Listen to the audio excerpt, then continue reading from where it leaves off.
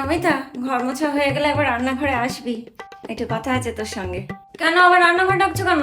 আমি কিন্তু কোনো বাড়তি কাজ করতে পারবো না, এমনি তো অনেক বেলা হয়ে গেছে, আমাকে আরো 5 বাড়ি কাজ করতে হবে। ও মা, সবসময় এরকম তাড়াহুড়ো করিস না তো।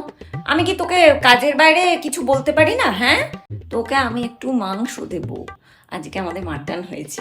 তা তোর তো বাড়িতে আজকে বড়ও নেই মেয়েও নেই, তুই একা আছিস, একার জন্য তো রাঁধবি না। আমাদের মাটন হয়েছে তাই ভাবলাম তোকে একটু দিই, বাড়িকে একটু ভাত করে নিবি, খেয়ে নিবি। নাকি এখানে ভাত খেয়ে যাবি? হ্যাঁ, তা ভাত দিলেই খাবো, খাবো না কেন? আমাকে তাহলে রাঁধতে হয় না ঘর গিয়ে। শোন, তাহলে কাজ কর, তুই পাশের বাড়ির বৌদিদের কাজটা করে দিয়ে চলে আয়। হ্যাঁ, দিয়ে এখানেই ভাত টাত খেয়ে নিবি, একবারে বিকেলে বাসনগুলো ধুয়ে বাড়ি চলে যাবি। একবার আয় রান্নাঘরে, আর একটা জিনিস দেখাবো। আমি কিন্তু আজকে বাড়তি কোনো কাজ করবো না, হাতে খুব বেদনা হয়েছে। তোকে কোথায় বললাম যে মাটন দেবো বলে আর একটা কাজ করিয়ে নেবার জন্য রান্নাঘরে ডাকছি? তুই এবার এসে তো দেখবি। শুধু হিসাব, বৌদি যে ভালোবেসে ওকে খেতে দেয়, পড়তে দেয়, বাড়তি দেয়, বৌদির জমানো টাকা থেকে দেয়, সেসবে কোনো না। ঘর মোছালে আসবি রান্নাঘরে। ঘর মোছালে আসবি, কিছু তো একটা কাজ দেবে, এমনি এমনি তো ডাকছে না।